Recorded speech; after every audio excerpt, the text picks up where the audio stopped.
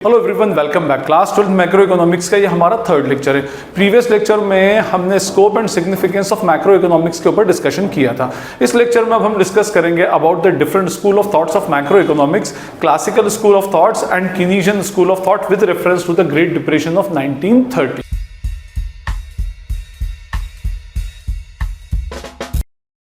हम डिस्कस कर रहे हैं macro economical school of thought. अब सबसे पहले मैं स्कूल ऑफ थॉट के कंसेप्ट पर आपसे बात करूं। स्कूल ऑफ थॉट का मीनिंग होता है पर्सपेक्टिव्स। देखिए, दुनिया में जितने भी पर्सपेक्टिव्स का मीनिंग अगर मैं कहूं तो होता है नजरिया। और अगर हम देखें दुनिया में जितने भी मैकेनिज्म होते हैं, जितने भी फिनोमेनास होते हैं, या कोई इंसिडेंट हो या कुछ भी हो, उसके ऊपर अलग अलग लोगों के अलग अलग परसेप्शंस आते हैं, पर्सपेक्टिव्स अलग अलग होते हैं, उनका नजरिया डिफरेंट होता है। ठीक है, मींस हर बंदा एक स्पेसिफिक फिनोमेना के बारे में अलग नजरिया एक्चुअली रखता है। इसी से डिफरेंसेस ऑफ ओपिनियन दुनिया के अंदर एक्चुअली क्रिएट होते हैं। किसी भी चीज के ऊपर सारे लोग कभी भी एक जैसा नजरिया नहीं रख सकते। फाइन, तो यहां पर हम जो पढ़ रहे हैं वो मैक्रो इकोनॉमिकल मॉडल पर डिफरेंट स्कूल ऑफ थॉट्स पढ़ रहे हैं कि भाई मैक्रो इकोनॉमिकल मॉडल जो था, जो हमने पढ़ा था, macro economical model is what studying the economy as a whole, पूरी कंट्री की इकोनॉमी के बारे में पढ़ना। तो मैक्रो इकोनॉमिकल मॉडल के अंदर भी दो फेमस स्कूल ऑफ थॉट्स आए, और उसमें फर्स्ट स्कूल ऑफ थॉट था what, classical school of thought. ठीक है, क्या बोला गया इसको, क्लासिकल स्कूल। और सेकंड जो था that was the Keynesian school of thought. इसको क्या बोला गया, कीनीजियन स्कूल ऑफ थॉट। ठीक है, क्लासिकल स्कूल ऑफ थॉट में क्लासिकल इकोनॉमिस्ट्स थे, उन्होंने अपने कुछ पर्सपेक्टिव्स दिए, और कीनीजियन स्कूल ऑफ थॉट के अंदर जो लॉर्ड कीन्स का मॉडल था वो बेसिकली इसके अंदर दिया गया। अच्छा, क्लासिकल स्कूल ऑफ थॉट की जो कंसेप्ट था वो सबसे पहले किसने डेराइव किया था, एडम स्मिथ। इसके फॉलो एडम स्मिथ का डेराइव किया था, और एडम स्मिथ को हम पता है क्या बोलते हैं, फादर ऑफ इकोनॉमिक्स बोलते हैं। और उसके बाद बहुत सारे इकोनॉमिस्ट्स ने इसी क्लासिकल स्कूल ऑफ थॉट को आगे फॉलो किया और उसी से रिलेटेड बहुत सारी थ्योरीज दी। जैसे उसके अंदर एक थे रॉबर्ट माल्थस, उसके अलावा एक थे डेविड रिकॉर्डो, एक थे हमारे जे.बी. से, ठीक है, और उसके अलावा जे.एस. मिल। ऐसे बहुत सारे इकोनॉमिस्ट्स थे जो इन्होंने क्लासिकल स्कूल ऑफ थॉट को फॉलो किया था। अब देखिए, उसके बाद हुआ क्या कि क्लासिकल स्कूल ऑफ थॉट चल रहा था अपने आप में, और ये क्लासिकल स्कूल ऑफ थॉट जो था ये बेसिकली 1930 से पहले था। ठीक है, बिफोर 1930, स्पेसिफिकली जो पीरियड था अपना 1920 से 1927, ये पीरियड जो था यूएस इकोनॉमी के अंदर, इसको हम बोलते थे द रोरिंग ट्वेंटीज। ठीक है, रोर करना मीन्स जो लायन है वो रोर करता है ना, तो बस वो रोरिंग 20s होता था। इस पीरियड के दौरान यूएस की इकोनॉमी अपने टॉप पर थी। वहां पर जो एग्रीगेट डिमांड थी और एग्रीगेट आउटपुट था ये अपने मैक्सिमम एक्सटेंट के ऊपर था। लोगों के पास एम्प्लॉयमेंट था, नियरली फुल एम्प्लॉयमेंट पोजीशन के ऊपर इकोनॉमी चल रही थी। और जब फुल एम्प्लॉयमेंट पर चलेगी और इकोनॉमी में डिमांड बहुत ज्यादा होगी तो नेचुरली सप्लाई भी बढ़ेगा, और सप्लाई को बढ़ाने के लिए लोग और ज्यादा से ज्यादा एम्प्लॉयड करते थे, और ज्यादा इकोनॉमी के अंदर इन्वेस्ट होता था, और इन्वेस्टमेंट की वजह से इकोनॉमी और ज्यादा ग्रो होने लगी।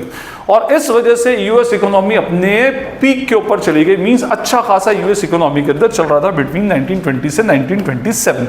हालात बिगड़ना स्टार्ट हुए 1927 के बाद से, जब वहां पर क्या हुआ, थोड़ा सा फेमाइन हुआ, और थोड़ी सी यूएस इकोनॉमी के अंदर जो डिमांड थी एग्रीगेट डिमांड, वो एग्रीगेट डिमांड डाउन होना स्टार्ट हो गई। अच्छा, हुआ क्या कि जब यहां पर लोगों के पास पैसा आना स्टार्ट हुआ तो उसके बाद मैंने आपसे क्या कहा कि एग्रीगेट डिमांड इंक्रीज होना स्टार्ट हो गई, और एग्रीगेट डिमांड को बढ़ाने के लिए एग्रीगेट सप्लाई भी एक्चुअली इंक्रीज होना स्टार्ट हो गई। ठीक है, और जब एग्रीगेट सप्लाई इंक्रीज होना स्टार्ट हो गई तो कंपनीज बहुत अच्छे से परफॉर्म करने लगी। कंपनीज अच्छे से परफॉर्म करने लगी तो शेयर मार्केट में, स्टॉक मार्केट के अंदर कंपनी के शेयर्स की वैल्यू कंटिन्यूसली बढ़ने लगी, और कुछ कंपनी की वैल्यूज तो बहुत ज्यादा अपसाइड ट्रेंड के ऊपर चली गई, जिस वजह से क्या हुआ, कंपनी की जितनी अर्निंग्स थी उसके कंपैरिजन में उसकी मार्केट प्राइस हो गई, मार्केट प्राइस ज्यादा हो गई। मींस उस केस में कंपनी की मार्केट प्राइस जो थी उसकी अर्निंग्स पर शेयर से बहुत ज्यादा चली गई। मार्केट प्राइस मान लीजिए 1 रुपया है और कंपनी की शेयर की वैल्यू 100, 150 रुपए, 200 रुपए चलेगी। क्यों? क्योंकि वहां पर जो लोग पैसा अर्न कर रहे थे इस रोरिंग 20s के अंदर, वो सारा का सारा पैसा कहां इन्वेस्ट करना स्टार्ट कर दिया लोगों ने, स्टॉक मार्केट के अंदर। कुछ लोगों को तो ये पता भी नहीं था कि स्टॉक मार्केट किस तरह से रिएक्ट करता है, कैसे वर्क करता है, लेकिन लोग वहां पर पैसा इन्वेस्ट करने लगे क्योंकि उनको कंपैरेटिवली बैंक की एफडी और दूसरी जगह से वहां से रिटर्न उनको ज्यादा मिलने लगा। मींस स्टॉक मार्केट में मनी की फ्लड आ गई, एक तरह से देखा जाए तो मनी सप्लाई इकोनॉमी के अंदर बढ़ना स्टार्ट हो गया। लेकिन जैसे ही इकोनॉमी में थोड़ा सा डाउनफॉल आना स्टार्ट हुआ और एग्रीगेट डिमांड कम हुआ, तो एग्रीगेट डिमांड कम होने की वजह से जितनी भी कंपनीज थी उन कंपनीज ने अपना प्रोडक्शन कट करना स्टार्ट कर दिया। प्रोडक्शन कट करना स्टार्ट किया, जैसे ही प्रोडक्शन कट करेंगे तो शॉर्ट रन के अंदर उन्होंने क्या किया, जितने भी अपने एम्प्लॉइज थे उन एम्प्लॉइज को निकालना स्टार्ट कर दिया। एम्प्लॉइज को निकालना स्टार्ट कर दिया तो एम्प्लॉइज को निकालने की वजह से इकोनॉमी के अंदर अनएम्प्लॉयमेंट इंक्रीज होना स्टार्ट हो गया, और अनएम्प्लॉयमेंट इंक्रीज होना स्टार्ट हो गया तो इकोनॉमी में एग्रीगेट डिमांड कम हो गई। एग्रीगेट डिमांड कम हो गई तो उसकी वजह से एग्रीगेट सप्लाई भी कम करना पड़ी और स्लोली यूएस इकोनॉमी और रिसेशन की तरफ जाने लगी।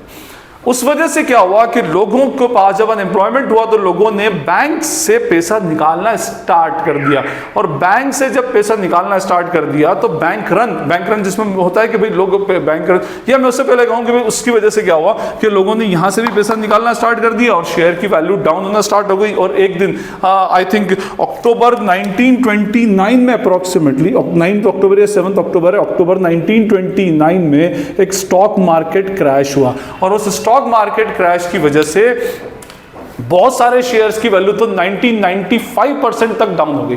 मींस अगर मान लीजिए कि मैंने किसी एक शेयर को $100 का बाय किया था तो उसकी वैल्यू सिर्फ $10 रहेगी। मींस मेरा $90 का जो वेल्थ था वो $90 की वेल्थ मार्केट से वाइप आउट हो गई, और इस वजह से इकोनॉमी के अंदर रिसेशन स्टार्ट हुआ। अब जब लोगों के पास पैसा खत्म हुआ तो लोग बैंक के पास भागे, बैंक से पैसा निकालने लगे अपने डिपॉजिट्स।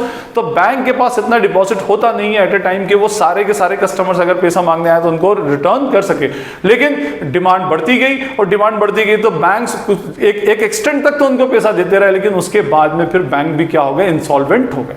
बैंक रन एक्चुअली उसमें स्टार्ट हो गया। लोगों को खबर लगी कि बैंक में से पैसा बैंक के पास पैसा खत्म हो जा रहा है तो लोग और बैंक की तरफ पैसा निकालने भागते हैं, जिसको हम बैंक रन बोलते हैं। और बैंक रन स्टार्ट होने की वजह से बैंक प्रॉब्लम आने लगी। इस तरह से प्रॉब्लम आने लगी कि 4 से 5 साल में 1934 तक नियर अबाउट 8000 बैंक जो थे यूएस के अंदर कोलैप्स हो गए। इस वजह से यूएस इकोनॉमी में इसकी पूरी की पूरी हालत खराब हुई और उसको बोला गया the Great Depression of 1930s। वो जो पीरियड था उसको हमने क्या बोला, ग्रेट डिप्रेशन ऑफ 1930s। ये कहलाया हमारा ग्रेट डिप्रेशन ऑफ 1930, जो 1929 में एक स्टॉक मार्केट क्रैश से स्टार्ट हुआ था। ठीक है, अब इसके अंदर देखिए क्या क्या हुआ कि इस दौरान जो अनएम्प्लॉयमेंट रेट थी यूएस के अंदर वो 3% से बढ़कर 25% पर पहुंच गई। 3% से 25% पर अनएम्प्लॉयमेंट रेट पहुंच गई। 3% थी, means near about full employment equilibrium को उन्होंने क्या कर रखा था, अचीव कर रखा था, लेकिन 25% हो गई। तो आप देखें कितना परसेंट का आपके यहाँ पर अनएम्प्लॉयमेंट में इंक्रीमेंट हुआ और एम्प्लॉयमेंट लोगों की पॉपुलेशन का डाउनफॉल आया। एनीवे, उसके अलावा जो आपका एग्रीगेट आउटपुट था वो एग्रीगेट आउटपुट भी 33% से एक्चुअली डाउन हो गया इस पीरियड में 1929 से 1933 के बीच में। ठीक है, तो ये जो पीरियड था इसने यूएस इकोनॉमी को हिला के रख दिया और because of US economy collapse पूरी दुनिया की इकोनॉमी के ऊपर इसका इंपैक्ट पड़ना स्टार्ट हो गया। ठीक है, अब जब ये पीरियड इतना क्राइसिस वाला पीरियड, देखिए कहा तो आप द रोरिंग 20s की बात कर रहे थे, और ये क्राइसिस वाला पीरियड जब आया तो उसके बाद मैं अभी इसके बता रहा हूं कि क्लासिकल स्कूल के क्या क्या थॉट्स थे। उसके बाद लॉर्ड कीन्स ने इन सारी थ्योरीज को फिर से प्रोपाउंड किया कि भाई ये क्लासिकल स्कूल की जितनी भी थ्योरीज हैं ये एक्चुअली हर टाइप की इकोनॉमिकल सिचुएशन के ऊपर एप्लीकेबल नहीं है। जब इकोनॉमी में चेंजेस आते हैं तो क्लासिकल स्कूल के बहुत सारे कंसेप्ट जो हैं वो वर्क नहीं करते, और इस ड्यूरेशन के दौरान लॉर्ड कीन्स ने फिर अपनी थ्योरी प्रोपाइंड की जिसको बोला गया कीनीशियन स्कूल ऑफ थॉट। ये थे लॉर्ड कीन्स, और लॉर्ड कीन्स के और भी बहुत सारे डिफरेंट कंसेप्ट्स हैं। ठीक है, तो ये इसकी कहानी थी क्लासिकल स्कूल ऑफ थॉट और द कीनीशियन स्कूल ऑफ थॉट की। अब क्लासिकल स्कूल ऑफ थॉट में क्या क्या कंसेप्ट थे और कीनीशियन स्कूल ऑफ थॉट में क्या कंसेप्ट था या उनके बीच में क्या क्या डिफरेंसेस है, हम उनके बारे में बात करेंगे। दोनों स्कूल ऑफ थॉट्स के जो डिफरेंसेस हैं उन डिफरेंसेस के बेसिस मैंने यहाँ पर लिख लिए टाइम सेव करने के लिए। सबसे पहला था हमारा full employment equilibrium classical school of Keynesian school of thought के अंदर। देखिए क्लासिकल स्कूल ऑफ थॉट के अंदर ये कंसेप्ट था कि economy always works at what, full employment equilibrium. Full employment का मीनिंग होता है जितने लोग इकोनॉमी में काम करने के लिए रेडी हैं और जो काम करने के लिए कैपेबल हैं, क्वालिफाइड है, उस बंदे के पास एक्चुअली काम होगा। That is the basic characteristic or feature of the macro economical model. ये मानते थे हमारे जो क्लासिकल इकोनॉमिस्ट थे वो।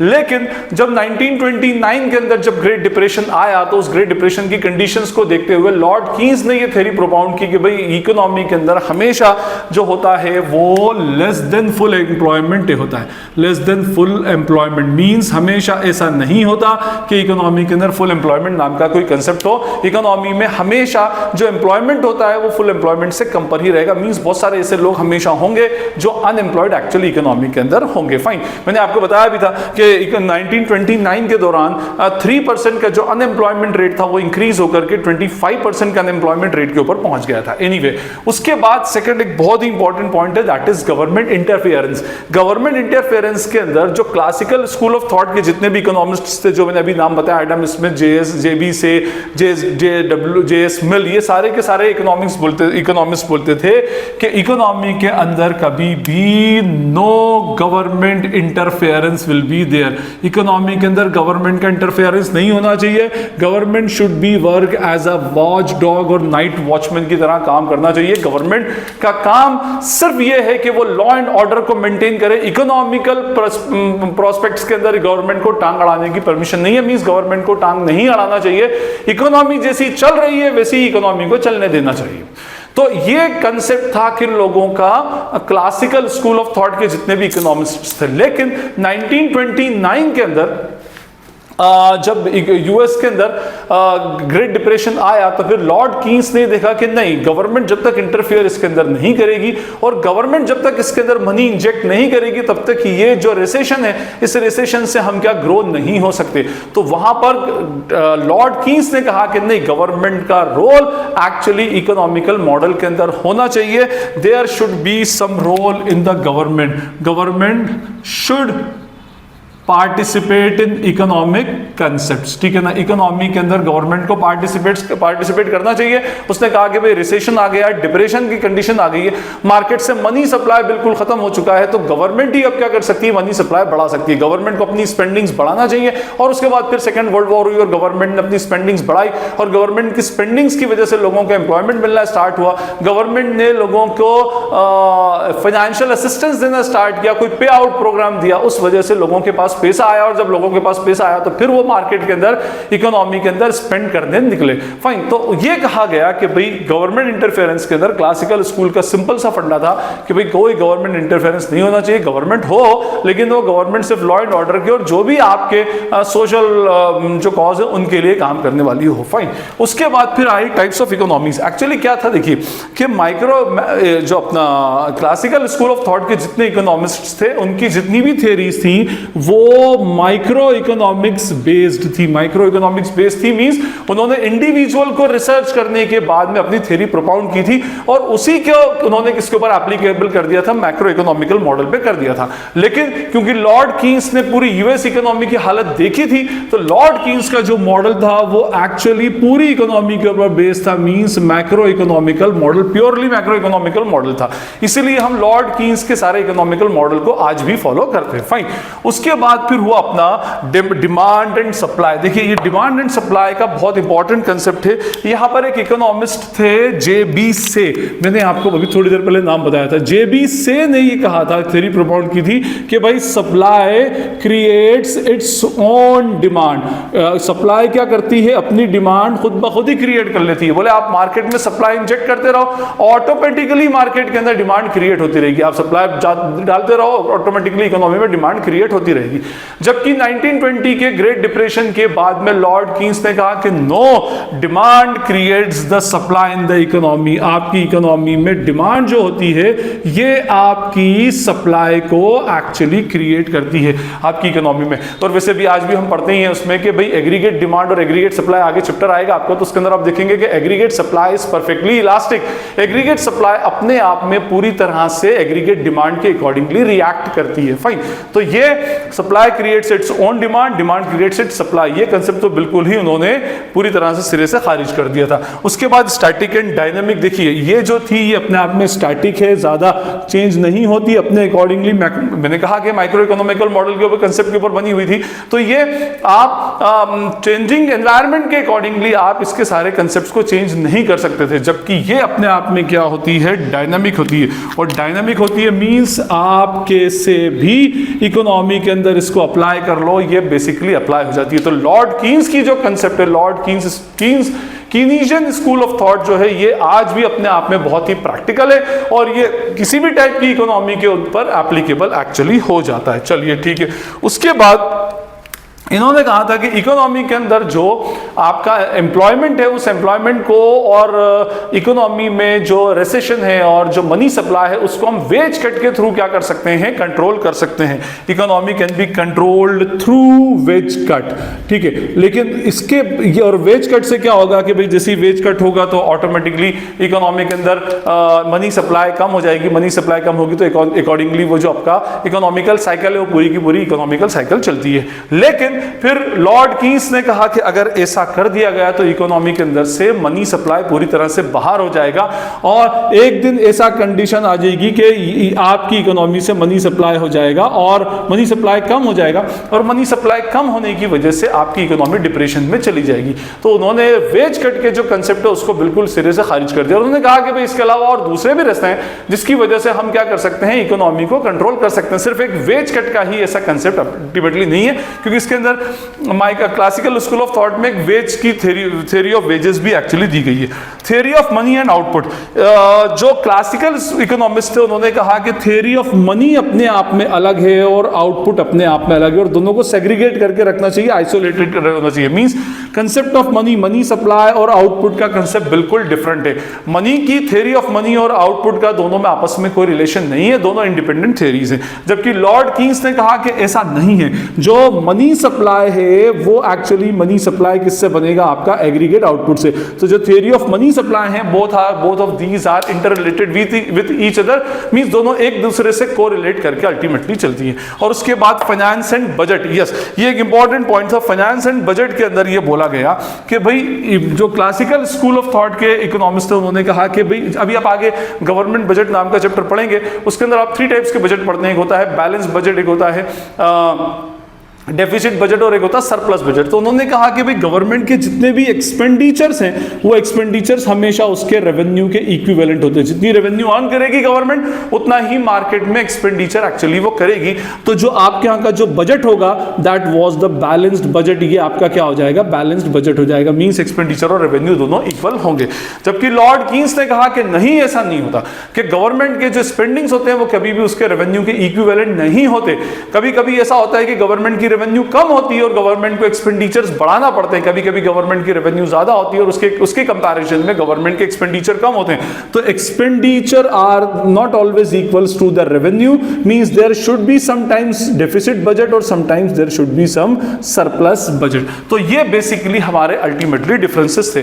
तो हमने ये देखा कि भाई कितने स्कूल ऑफ थॉट्स थे, मैंने आपको बताया। फर्स्ट स्कूल ऑफ थॉट जो क्लासिकल स्कूल ऑफ थॉट था उसका बैकग्राउंड भी मैंने आपको बताया। और क्लासिकल स्कूल ऑफ थॉट में कब क्रिटिसिज्म की कंडीशन आई, 1929 ग्रेट डिप्रेशन के टाइम पर। और ग्रेट डिप्रेशन में बहुत अपने आप में कंसेप्ट है, आप कहेंगे तो उसके ऊपर पूरा एक डिटेल वीडियो में बाद में अगर होगा तो बना दूंगा। ये भी अपने आप में पूरा एक्सप्लेनेशन नहीं है, फाइन, क्योंकि हमारे कोर्स वेयर का पार्ट इतना है नहीं। तो जो उसके अंदर मोटी मोटी चीजें थी वो मैंने आपको बता दी। और उसके बाद जो दोनों के डिफरेंसेस के बेसिक पॉइंट्स थे वो पॉइंट्स मैंने आपको यहाँ पर बता दी। अच्छा, उसके अलावा कुछ उसके अंदर सिमिलैरिटीज भी थी, जैसे laces fair economy. Laces fair means capitalist economy. अब कैपिटलिस्ट इकोनॉमी को दोनों सपोर्ट करते थे, means classical school of thought के सारे इकोनॉमिक्स भी सपोर्ट करते थे और इवन लॉर्ड कीन्स भी बोलते थे कि भाई इकोनॉमी के अंदर कैपिटलिस्ट इकोनॉमी एक्चुअली होना चाहिए। जबकि और भी इकोनॉमिक बेसिस होते हैं, जैसे सोशलिस्ट इकोनॉमी होता है और द मिक्स्ड इकोनॉमी होता है जो हमारी इंडिया थी, ठीक है। तो ये बेसिकली हमारे डिफरेंट स्कूल ऑफ थॉट्स थे